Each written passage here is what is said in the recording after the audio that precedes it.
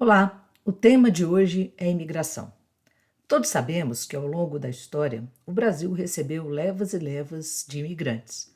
Não estou me referindo aqui, naturalmente, à invasão portuguesa, que colonizou o Brasil, e muito menos à vinda de africanos para cá, que se constituiu numa imigração forçada.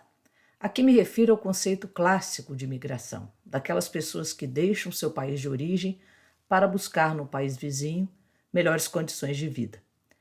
O Brasil teve várias levas imigrantistas. A maior delas ocorreu no final do século XIX, pelo menos até 1910, quando chegaram ao Brasil quase 3 milhões de imigrantes, compostos majoritariamente por italianos, portugueses, espanhóis e alemães.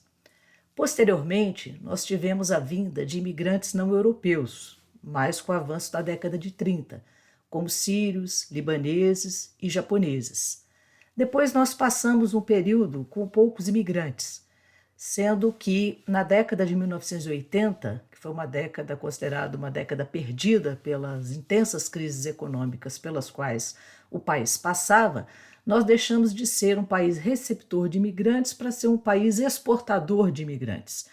Então, muitos brasileiros foram tentar ganhar a vida nos Estados Unidos, na Europa, nesse período difícil da economia brasileira. Após esse período, nós começamos a receber, muito recentemente, um novo tipo de imigrante, que é a imigração sul-sul.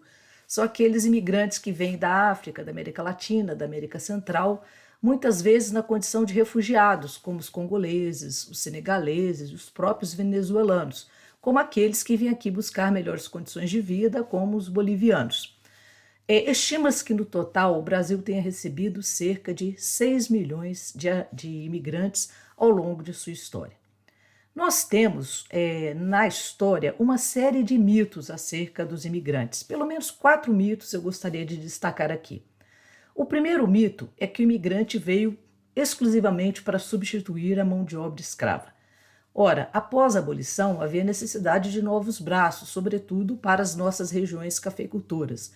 Só que o número de imigrantes que veio para o Brasil era insuficiente para dar conta de toda essa mão de obra necessária para os empreendimentos do café. No caso específico de Minas Gerais, por exemplo, a imigração foi muito pequena comparada à de São Paulo e nós tivemos que recorrer aos próprios libertos ou aos próprios trabalhadores nacionais para ocupar esses postos de trabalho no campo. E os poucos imigrantes que vieram para cá, muitas vezes se localizaram nas cidades, nos centros urbanos. Então a ideia de que a imigração veio para substituir a mão de obra escrava, ela ocorreu somente em São Paulo, com algumas limitações.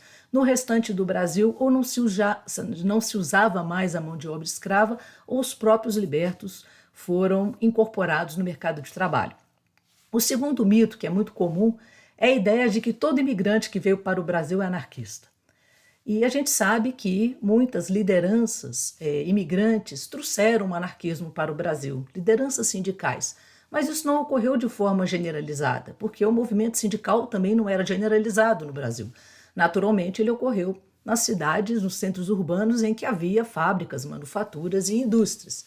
E muitas dessas lideranças sindicais não tinham nenhum vínculo com o anarquismo. O anarquismo ocorreu, mas nem todo imigrante era anarquista e nem todo imigrante foi ser líder sindical. Um terceiro mito, que eu acho que está muito presente nas análises historiográficas, é a ideia de que o imigrante foi responsável pela nossa industrialização. Teoricamente, ele teria vindo da Europa com recursos e esses recursos teriam sido investidos no processo de industrialização brasileira. Pesquisas recentes, não tão recentes assim, mas apontam que boa parte dos recursos empreendidos, empregados na industrialização brasileira vieram do café, através da diversificação do capital cafeeiro, que foi reinvestido na industrialização do país, inclusive em São Paulo, onde a gente teve muitos imigrantes como empreendedores industriais, mas isso não foi comum em todo o território nacional. A maior parte dos empreendedores industriais não eram imigrantes, eram nacionais.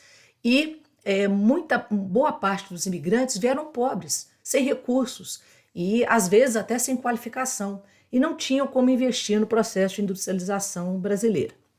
O quarto e último mito, que eu considero o mais importante deles, é o mito de que nós tratamos bem os nossos imigrantes, que os brasileiros sempre foram pessoas solidárias, com uma identidade cultural cordial e, dessa forma, sempre tratou bem os imigrantes. E não foi bem assim.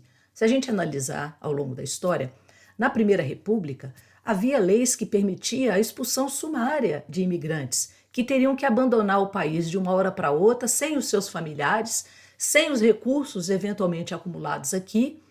Geralmente eram imigrantes que eram lideranças sindicais, que faziam greves, ou mesmo aqueles que protestavam contra o não recebimento de benesses que lhes foram prometidas antes deles embarcarem para o país.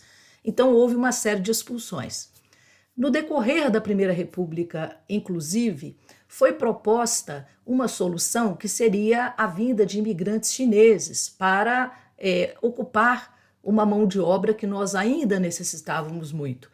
E houve um protesto muito grande por parte do parlamento e da imprensa, um protesto muito xenófobo, muito racista, que se recusava a receber imigrantes chineses, alegando que eles não iriam contribuir em nada para melhorar a civilização brasileira e muito menos para embranquecer a sociedade brasileira, já que não eram brancos.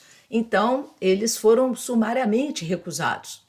Nos anos 30, houve uma perseguição estatal contra os imigrantes por parte do governo Vargas, que chegou a criar cotas em que se estabelecia o limite de imigrantes que poderiam entrar no país, e foi estabelecida uma lei em que todos os empregos, tanto da rede pública quanto da rede privada, teriam que ser majoritariamente dedicados, voltados para os brasileiros, num coeficiente de 2/3. Os imigrantes poderiam ocupar apenas 1/3 do mercado de trabalho, sendo que os outros 2/3 seriam obrigatoriamente destinados a brasileiros. Isso por quê?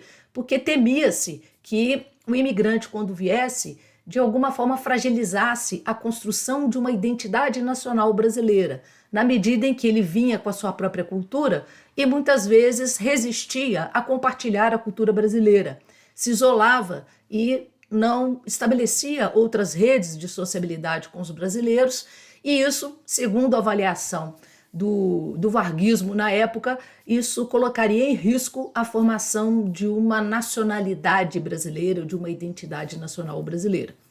Quando o Brasil entra na Segunda Guerra ao lado dos aliados, quem passa a ser perseguido era o imigrante vindo dos países do eixo, o imigrante italiano, o imigrante japonês, o imigrante alemão.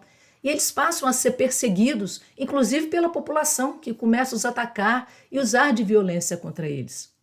E a gente percebe que isso não mudou muito, porque quando essa nova leva atual de imigrantes, sul-sul, formada por haitianos, bolivianos, venezuelanos, congoleses e tudo mais, a gente percebe que em várias regiões do país tem se reclamado sobre os imigrantes, sobre o fato deles estarem eventualmente ocupando postos de trabalho que seriam destinados aos brasileiros, e eles têm sido vítimas de xenofobia, de intolerância e de racismo. Então, semana passada a gente se incomodou muito, pelo menos eu pessoalmente, acredito que boa parte das pessoas que ouvem esse canal, a gente se incomodou muito com a atuação do Trump no processo de expulsão sumária dos brasileiros e demais latino-americanos dos Estados Unidos em condições bastante precárias e não humanitárias. Mas, se a gente for pensar, nosso país também agiu assim. Então, essa ideia de que nós tratamos bem os nossos imigrantes, que sempre o recebemos bem, é um mito. É um mito que não contribui em nada para a gente mudar a forma como a gente recebe os nossos imigrantes. Bom, espero que vocês tenham gostado do vídeo. Se gostaram, por favor, deixe o like, faça algum comentário e compartilhe esse canal com pessoas que você acha que vão se interessar por esse tipo de conteúdo. Este é um projeto de história pública que eu quero levar à frente e conto com o apoio de todos vocês. Um abraço a todos e todas, imigrantes ou nacionais.